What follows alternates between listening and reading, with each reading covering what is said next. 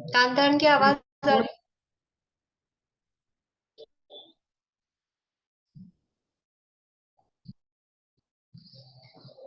नमः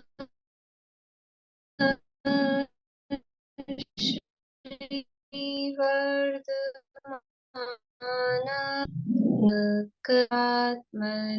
साहुकानां यद्विद्यादर्पणायते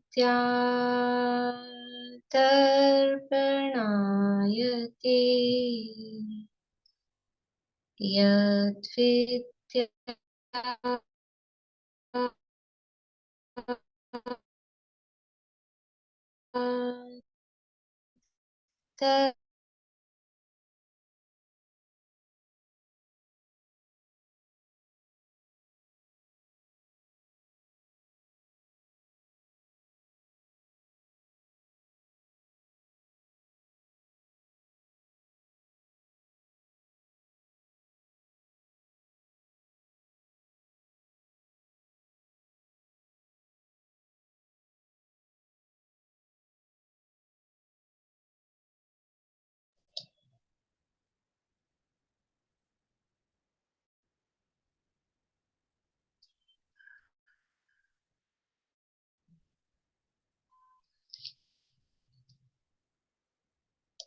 मनोरमा की आवाज आ रही है क्या? सुलोचना भाभी। आ रही है लेकिन रुक रुक के आ रही है। अभी वीडियो भी नहीं आ रहा।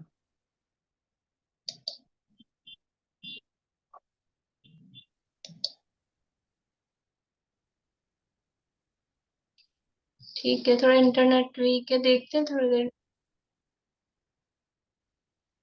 आवाज तो आ रही है ना अभी? आवाज आ रही है।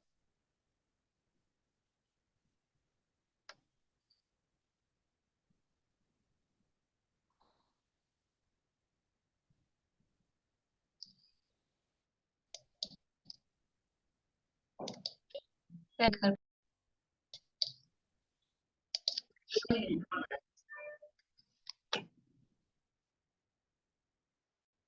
रत्नकर शावकाचार नामक के ग्रंथ है।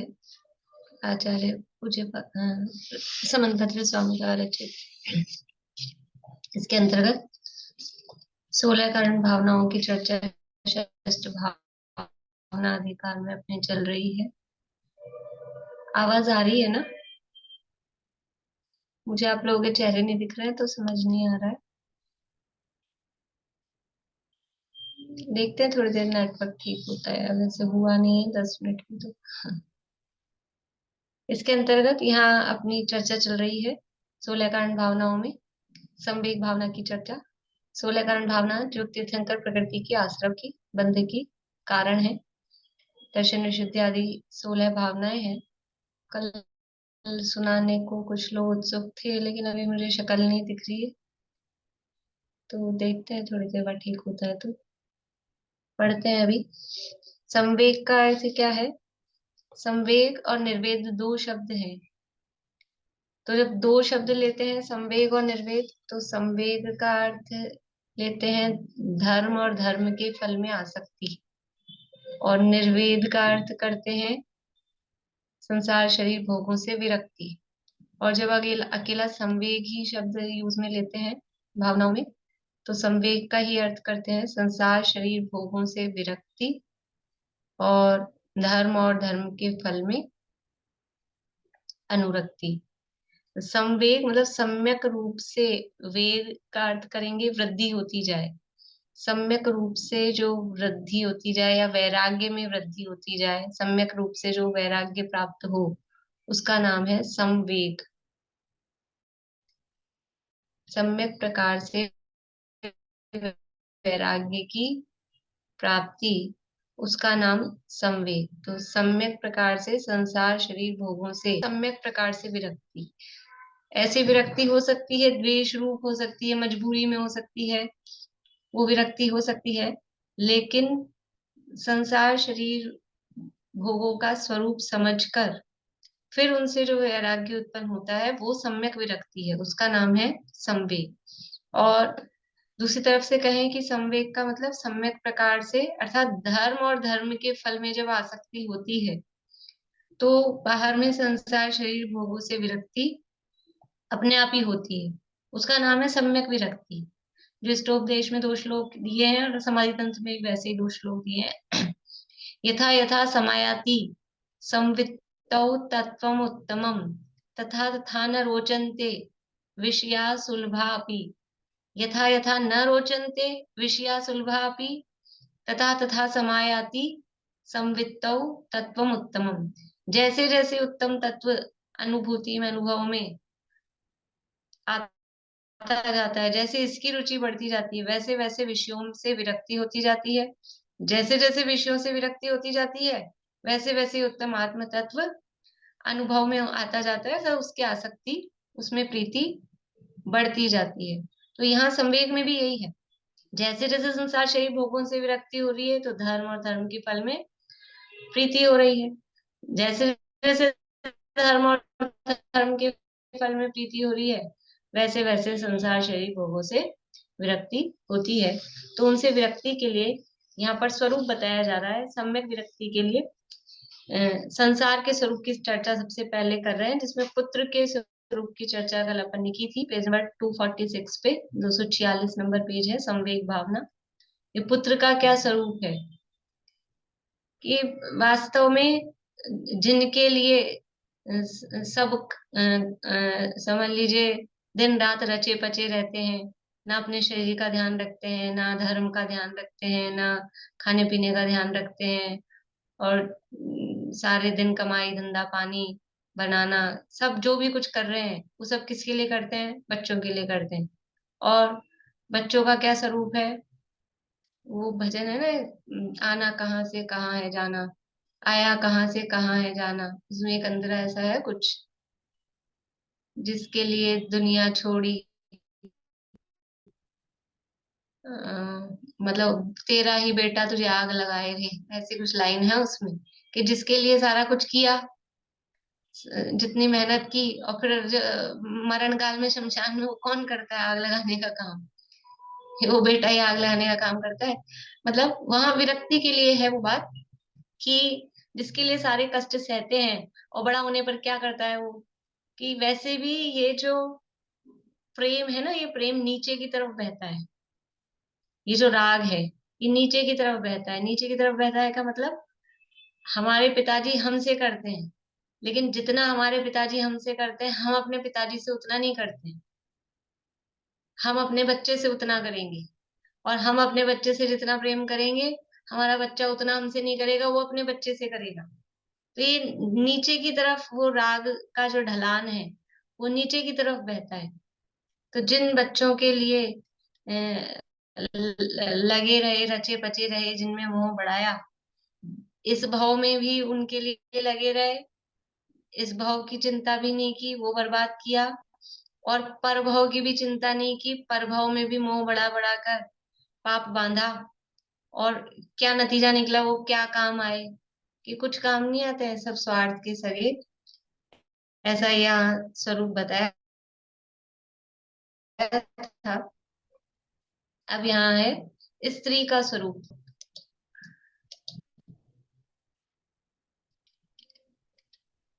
स्त्री भी मोह नाम के ठग की बड़ी फांसी है।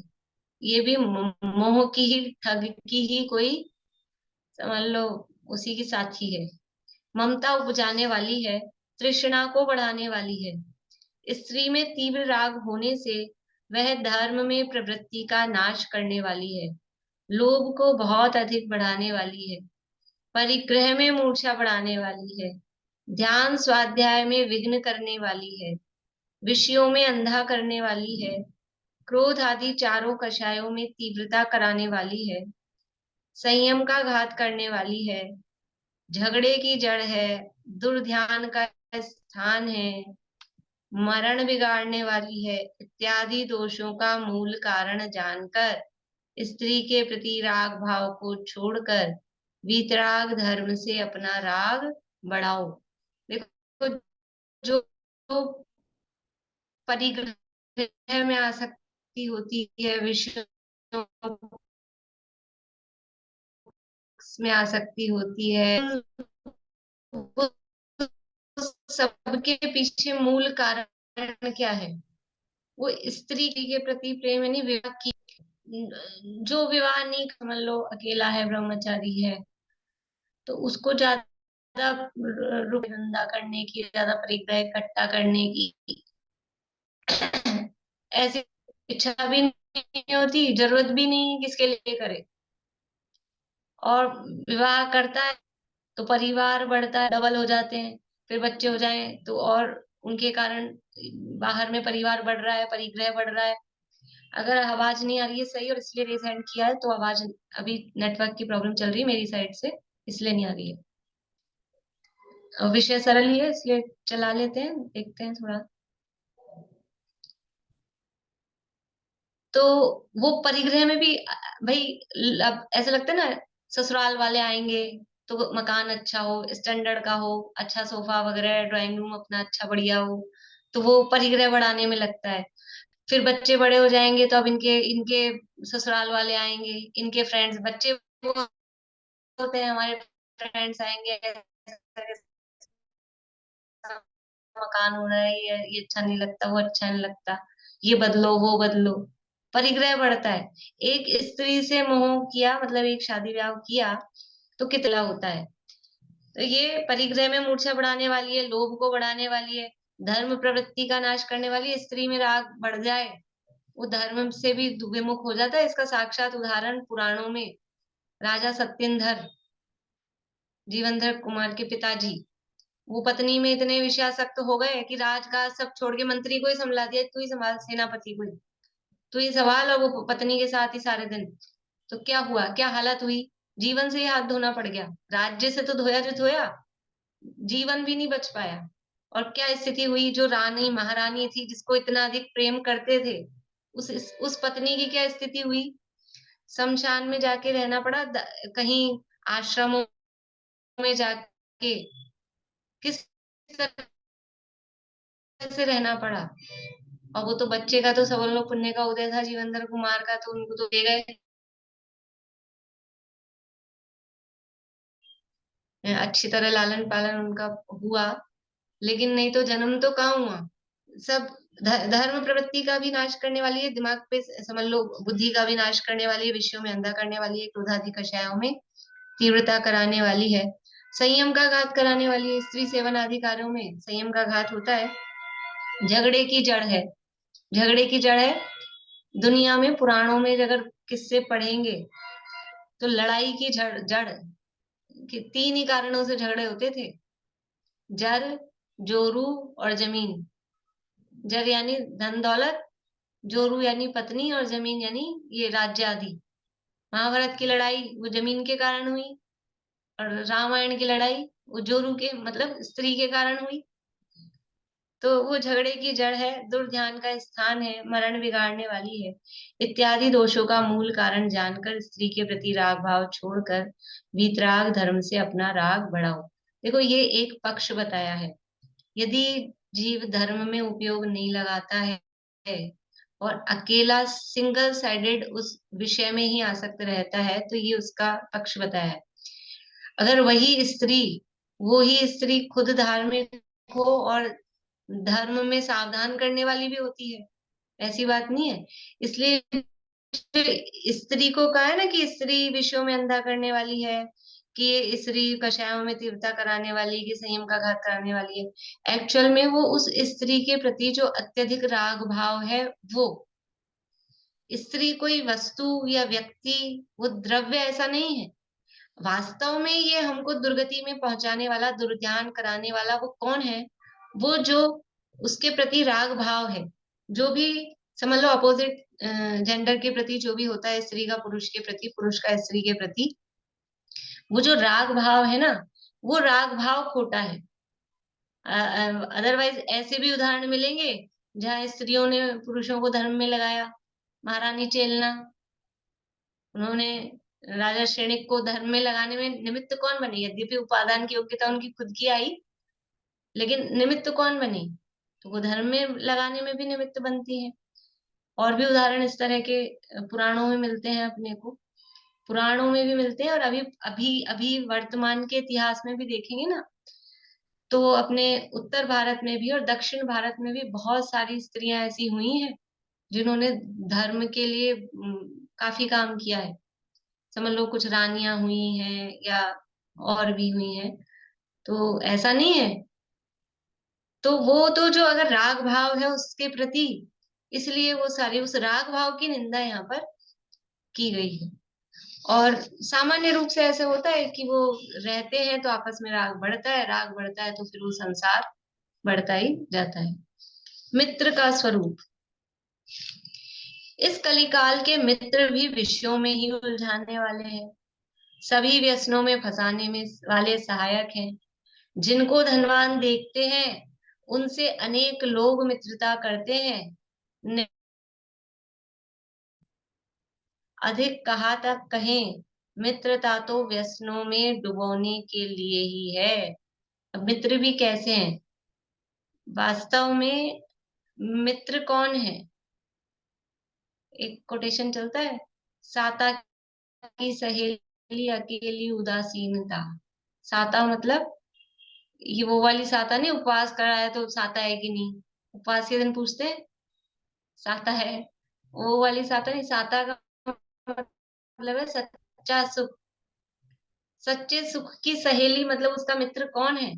सच्चे सुख की सहेली यानी सच्चे सुख के साथ या सच्चे सुख तक पहुंचाने वाला मित्र क्या है? मित्र या सहेली का काम क्या होता है? जो मित्र या सहेली होती है वो अपने जो पति है, जो सहेली होती है ना, वो पति तक पहुंचाने का काम करती है। तो दरवाजे तक पहुंचाने का काम करती है, उनसे मिलाने का, ले दरवाजे तक रहती है। ऐसे ही साता की सहेली यानी साता तक पहुंचाने में, सच्चे सुख तक पहुंचाने में कौन है निमित्त भूत कारण भूत? तो कहा अकेली उदासीनता। उदासीनता मतलब एक वैराग्य, वीतराग भाव। वीतराग भाव से ही सच्चे, जो हमें सही मार्ग बताए, सही राह बताए, विषयों में नहीं उलझाए, गलत काम में नहीं फंसाए। लेकिन वर्तमान के मित्र भी कैसे हैं? सब वो पैसे के मित्र हो रखे हैं,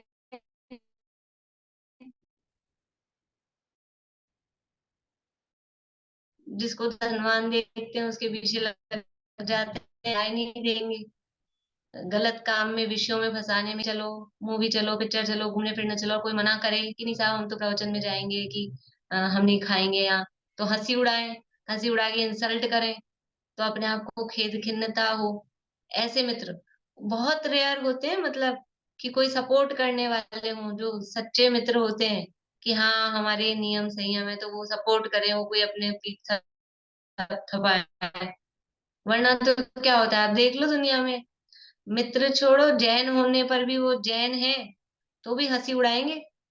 अपनी जो कहानी है ना बालगोत पाठमाला भाग 2 में, सदाचार वाले पाठ में रात्रि भोजन वाली कहानी, उसमें ऐसा दिया है वाक्य कि वहां शादी, गांव में बारात आई थी शादी में, तो कुछ लोगों ने, वहां रात्रि भोजन हो रहा था तो कुछ लोगों ने मना किया कि हम तो रात में नहीं खाते हैं। तो अन्य लोगों ने उनकी हंसी उड़ाई, रात में नहीं खाएंगे तो सीधा स्वर्ग जाएंगे।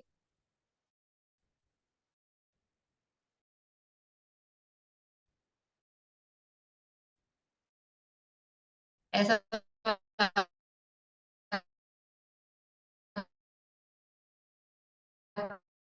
दिया उसमें। और फिर क्या हुआ, सबने वो छिपकली गिरा हुआ जहरीला, और सो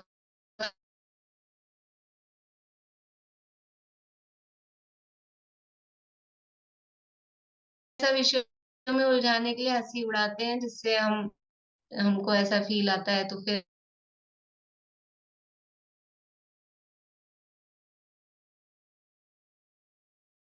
मित्रता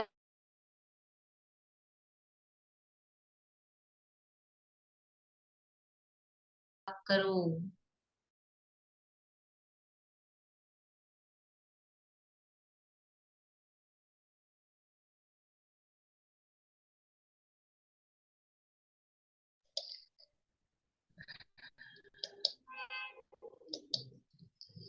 आवाज आ रही है अभी?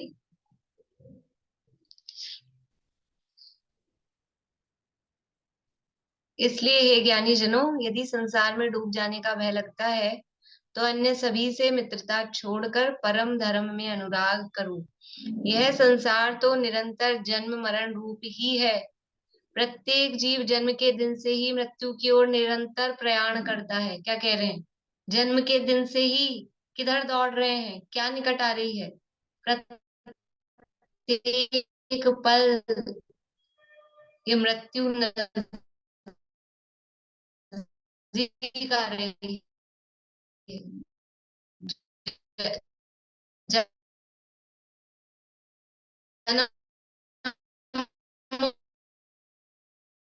हुआ नहीं है कि आयु, अब आयु में देह क्षीण होत, नैन तेजहीन होत,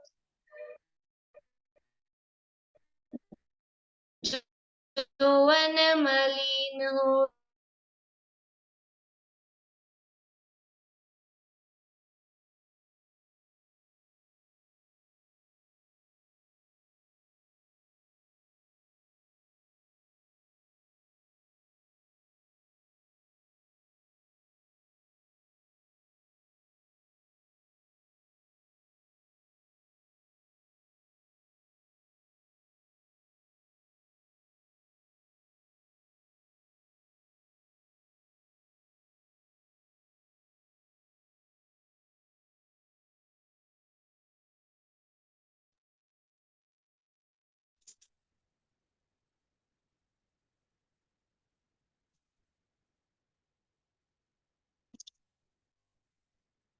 Recording in progress.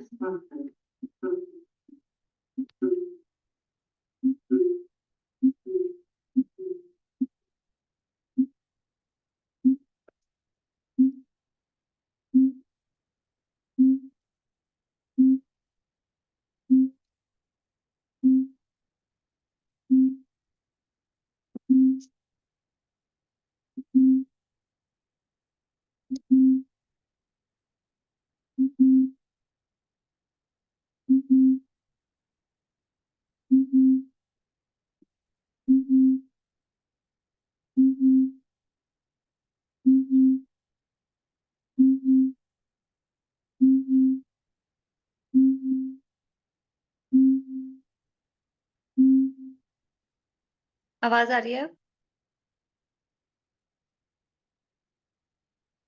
तो वो दयानंद राय जी का वो सुना रही थी मैं आपको। आई थी आवाज? पूरा सुना था पद्य? नहीं आई? मैंने तो पूरा बोल दिया था। चलिए, क्या कह रहे थे उसमें?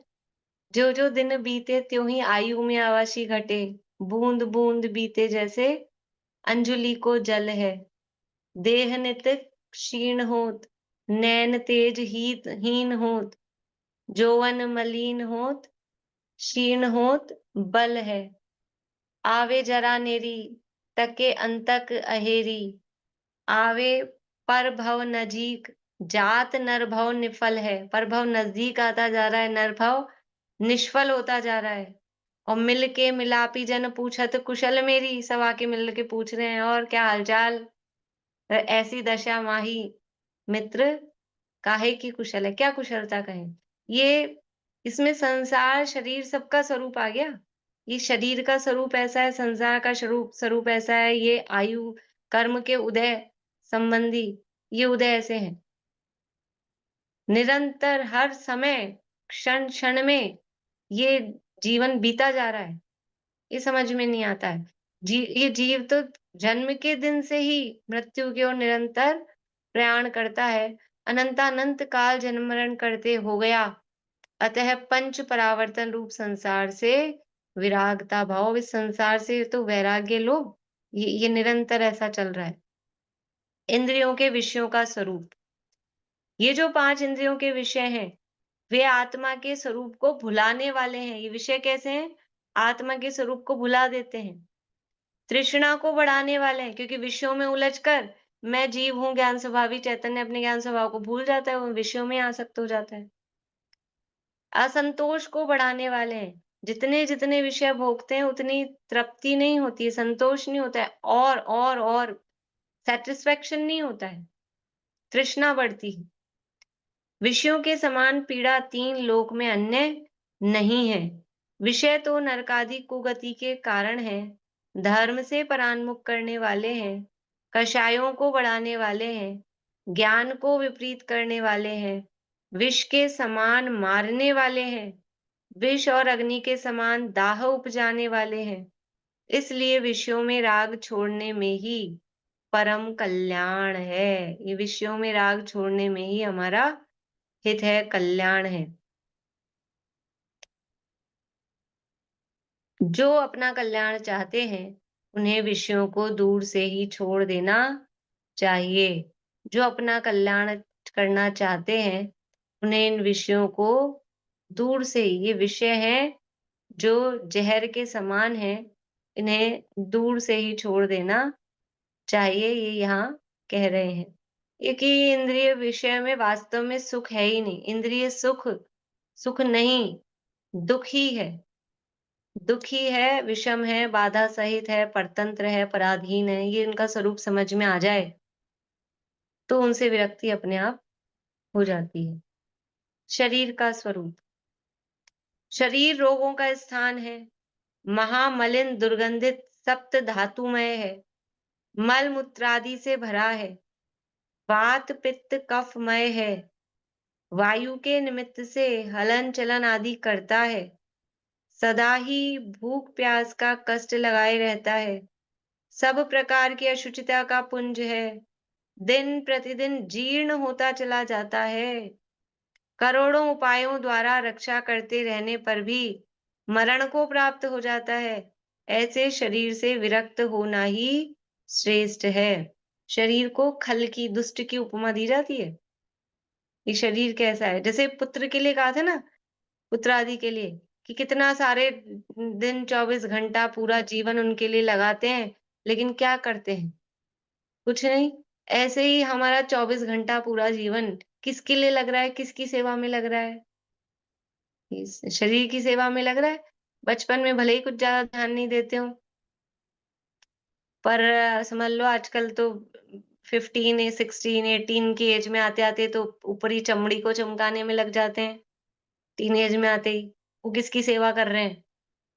वो शरीर की सेवा, उसके बाद में फिर थोड़ा-सा 30 प्लस हुए नहीं और फिर ये खाना, वो खाना, ये दौड़ लगाना, वो दौड़ लगाना और उससे पहले भी अपने बॉडी को मेंटेन रखने के लिए जिम जॉइन करना और ये करना, वो करना, उसमें लगे ही रहते हैं। क्या खाना, क्या नहीं खाना, इंटरनल क्या खाना-पीना, एक्सटर्नल क्या लगाना और जो भी काम करना है, कमाई-धंधा और ये सब भी जो कर रहे हैं मतलब उसमें भी 90% जो इंटेंशन रहता है वो शरीर के लिए और अगर ये कुछ नहीं करें, तो डॉक्टरों के पास जाता है, अस्पताल में वो भी खर्चा सब किसके लिए कर रहा है? शरीर के लिए, शरीर की सुरक्षा के लिए। बचपन से पैदा होते ही दूसरे-तीसरे दिन से ही वो वैक्सीनेशन और ये सब किसके लिए? आत्मा की सुरक्षा के लिए, ये वैक्सीनेशन। कोविड की डोज़ लगवाई लोगों ने, तो किसके लिए लगाई? किसकी सुरक्षा थी? आत्मा की सुरक्षा होगी उससे, किसकी सुरक्षा? और फिर भी सुरक्षित हो रहे हैं क्या? वो साइड इफ़ेक्ट करे जा रही है। वो जितनी ज़्यादा डोज़ लगी है, उतनी ज़्यादा आदमी बीमार होता जा रहा है और खुद डॉक्टर बोल रहे हैं ये सब उसके साइड इफ़ेक्ट हैं वैक्सीन के। इसलिए ये शरीर का क्या स्वरूप है? महारोगों का स्थान है, कुछ नहीं है, दुर्गंधित है। कुछ अच्छी चीज़, कोई अच्छा अच्छे से अच्छा पदार्थ भी जिसके संपर्क में आकर वो कैसा हो जाता है? महामलिन दुर्गंध में हो जाता है। कितना भयंकर दुर्गंधित पदार्थ ये शरीर है। क्या राग करना? इस देह के संयोग में जो वस्तु पल भर आएगी वह भी मलिन मल मूत्रमय दुर्गंधमय हो जाएगी। किंतु रह इस देह में निर्मल रहा जो आज आत्मा वह ध्येय है श्रद्धेय है बस ज्ञेय भी वह आत्मा। बाहरी कोई भी वस्तु इस शरीर के संयोग में आएगी अगर, तो वो भी मलिन, मलमूत्र में, दुर्गंध में हो जाएगी, चाहे खाने-पीने की हो, चाहे पहनने-ओढ़ने की हो, कुछ भी हो, सब दुर्गंधित हो जाती है। वो किसी ने कान में ईयरफ़ोन लगाए हो ना, और वो अपने कान में से निकाल के दे, वो एकदम से लगाए नहीं जाते, हेजिटेशन होती है। इसके कान के अपन कैसे लगा लें? माइक में किसी ने बोल के तुरंत माइक पकड़ाया हो ना, तो ऐसा लगता है कि अभी इसके मुँह के जर्म्स उसमें आ गए। अपन मुँह के पास लाओ, कैसे लाएँ? किसी ने अपना कपड़ा पहना हुआ और उतार के दे कि लो पहन लो, नहीं पहना जा सकता। मुँह में रखी हुई वस्तु की तो बात ही क्या करना।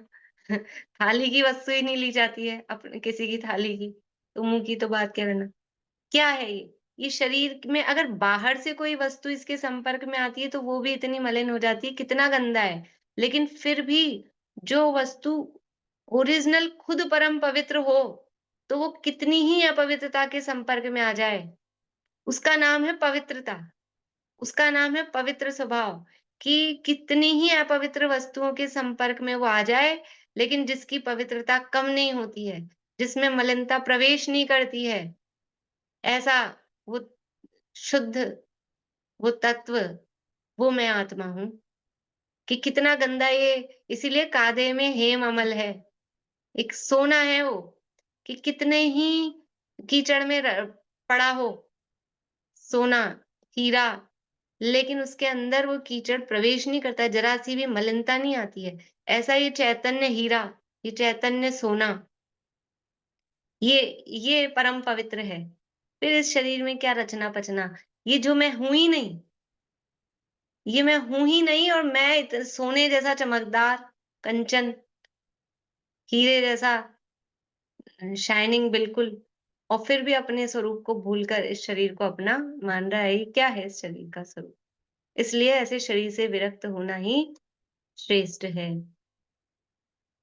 इस प्रकार पुत्र, मित्र, कलत्र, कलत्र यानी स्त्री, संसार, शरीर, भोगों का दुखकारी स्वरूप जानकर विराग भाव को प्राप्त होना ही संवेग है।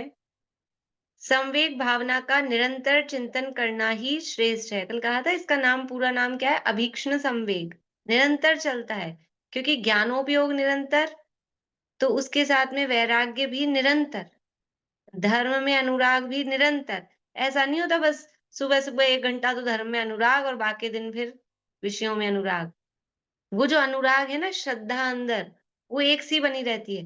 वो जो वैराग्य है, वो वैराग्य 24 घंटे वैसा ही बना रहता है, भले ही बाहर में क्रिया कुछ भी हो रही हो। 24 घंटे मंदिर में नहीं बैठा रहेगा आदमी। क्रिया में, बाहर में सारे काम होंगे, लेकिन वो एक वैराग्य की धारा, वो धर्म में प्रीति की धारा, वो 24 घंटे चलती है, उसका नाम है अभीक्ष्ण संवेग।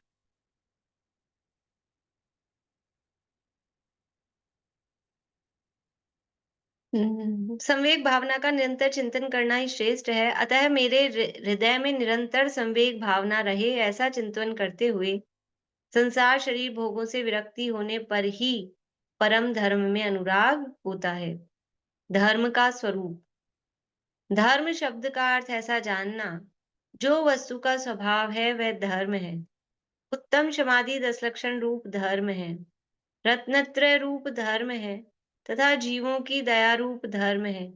पर्याय बुद्धि वाले शिष्यों को समझाने के लिए धर्म शब्द का 4 प्रकार से वर्णन किया है। ये 4 प्रकार से 4 परिभाषा दी। वस्तु का स्वभाव धर्म, 10 लक्षण रूप धर्म, रत्नत्रय रूप धर्म और जीवों की दया रूप धर्म। अनेक मतलब उसकी गहराई में जाएंगे तो सब मिलके एक ही होने वाले हैं।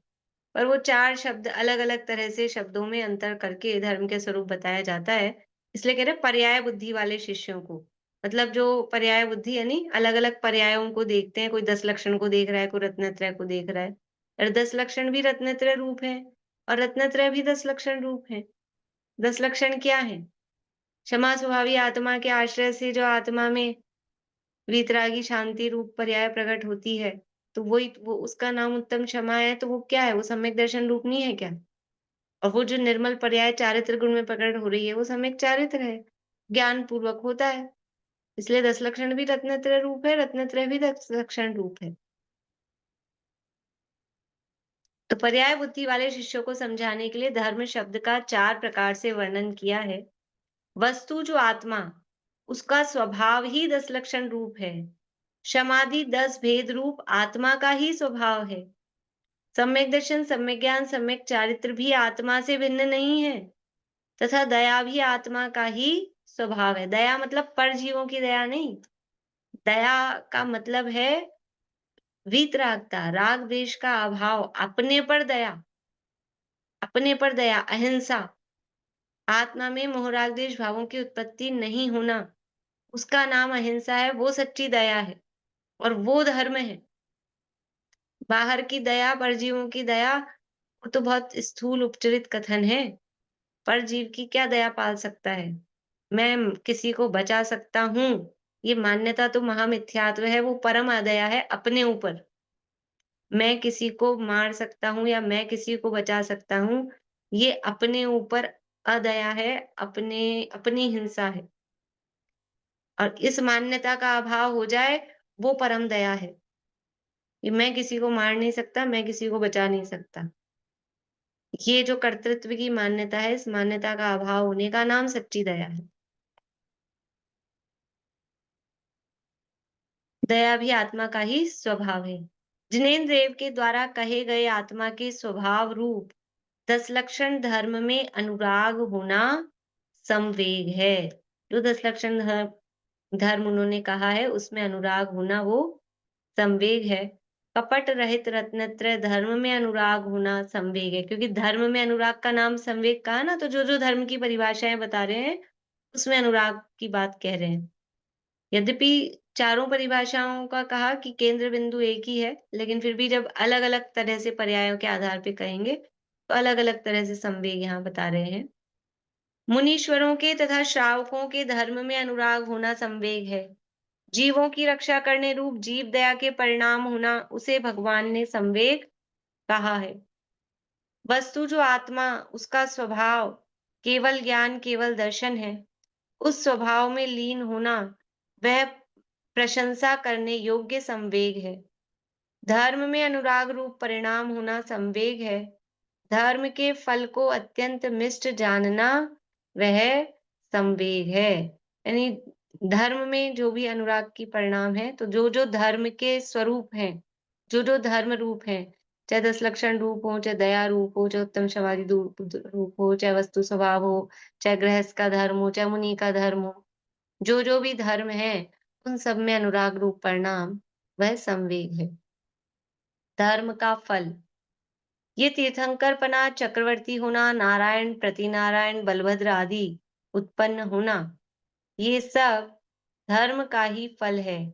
बाधा रहित केवली होना, स्वर्ग आदि में महान रिद्धिधारी देव होना, इंद्र होना, अनुत्तर आदि विमानों में अहमिंद्र होना, वह सब पूर्व जन्म में आराधन किए धर्म का ही फल है। ये जो उत्तम पदवियां मिली हैं, ये सारी, ये किस लिए मिली हैं? ये सब धर्म के फल में, ये सब धर्म का ही फल है। भोग भूमि आदि में उत्पन्न होना, राज्य संपदा पाना, अखंड ऐश्वर्य पाना, अनेक देशों में आज्ञा चलना, प्रचुर धन संपदा पाना, रूप की अधिकता पाना, बल की अधिकता, चतुरता, महान पंडितपना, सर्वलोक में मान्यता, निर्मल यश की विख्यातता, बुद्धि की उज्ज्वलता, आज्ञाकारी धर्मात्मा कुटुंब का संयोग मिलना, मतलब ये सब क्या है? ये सब पुण्य के उदय से होने वाली चीजें हैं ना। ये सब, ये राज्य मिल रहा है कि धन दौलत ऐश्वर्य ज्यादा मिल रहा है, कि बुद्धि की अधिकता है, कि शक्ति की, बल की, शारीरिक उसकी अधिकता है, या रूप अधिक है, यश हो रहा है, ये सब पुण्य प्रकृतियां हैं। यशस कीर्ति का उदय है, नाम कर्म की प्रशस्त प्रकृतियों का उदय है। तो वो प्रशस्त प्रकृतियों का उदय कैसे आ रहा है? कि कुछ पूर्व जन्म में प्रशस्त भाव किए थे, पुण्य किया था, उनके फल में एक प्रकृतियां बंधी थी। अब व्यवहार में उस पुण्य को धर्म कहा जाता है। वो पुण्य कैसे बंधा था? कि कुछ व्यवहार धर्म रूप शुभ भाव और निश्चय धर्म के साथ में होने वाला शुभ भाव, उसके कारण ये पुण्य बनता है। निश्चय रत्नत्रय रूप धर्म हो, उसके साथ में जो शुभ भाव हुआ हो, अथवा सामान्य रूप से भी शुभ भाव हुआ हो, तो उससे ये सारे काम होते हैं। बुद्धि की उज्ज्वलता, आज्ञाकारी धर्मात्मा कुटुंब का संयोग मिलना, सत्पुरुषों की संगति मिलना, रोग रहित होना, दीर्घ आयु, इंद्रियों की उज्ज्वलता, न्याय मार्ग में प्रवर्तना, वचन की मिष्टता इत्यादि उत्तम सामग्री का पाना है, वह कभी धर्म से प्रेम किया होगा, धर्मात्माओं की सेवा की होगी, धर्म तथा धर्मात्माओं की प्रशंसा की होगी, उसका फल है। कभी धर्म से, धर्मात्माओं से, सच्चे देव और उनके सेवक, सच्चे गुरु और उनके सेवक, सच्चे शास्त्र और उनके सेवक, ये 6 आयतन हैं। 6 तो अनायतन और ये 6 आयतन हैं। इन आयतनों में प्रेम भाव, प्रीति भाव रखा होगा, वात्सल्य भाव रखा होगा, यथाशक्ति इनका समझ लो जो भी है प्रभावना आदि, सहयोग आदि किया होगा। उसके फल में ये सब जो अनुकूलताएँ अभी वर्तमान में मिल रही हैं, वो सब उसका फल है, यानी धर्म का फल बता रहे हैं। वर्तमान में जो अनुकूलताएँ मिल रही हैं, वो धर्म का फल है। भले ही व्यवहार धर्म किया हो या निश्चय धर्म के साथ रहा हो, देखो निश्चय जो सच्चा धर्म है, रत्नत्रय धर्म, निश्चय रत्नत्रय, उसका फल क्या है?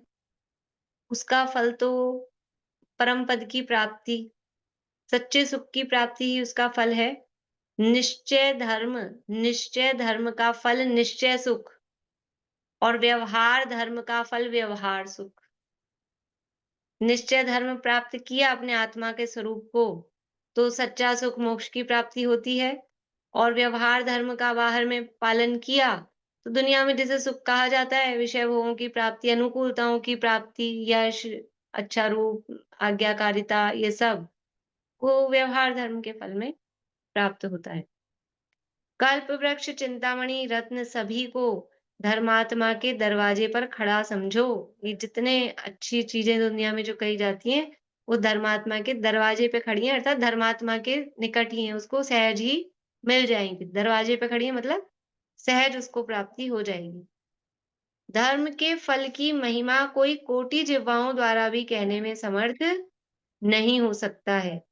ऐसे धर्म के फल को जो 3 लोक में उत्कृष्ट जानता है, उसके संवेग भावना होती है। धर्म सहित साधर्मी जीवों को देखकर आनंद उत्पन्न होना, धर्म की कथनी में आनंदमय होना तथा भोगों से विरक्त हो जाना, वह संवेग नाम की 5वीं भावना है।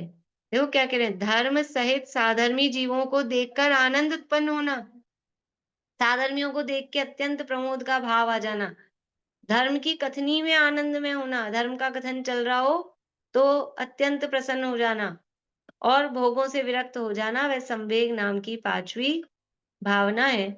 इसको आत्मा का हित रूप समझकर निरंतर इसकी भावना भाव तथा भावना के आनंद सहित होकर इसकी प्राप्ति के लिए इसका महान अर्घ उतारण करो।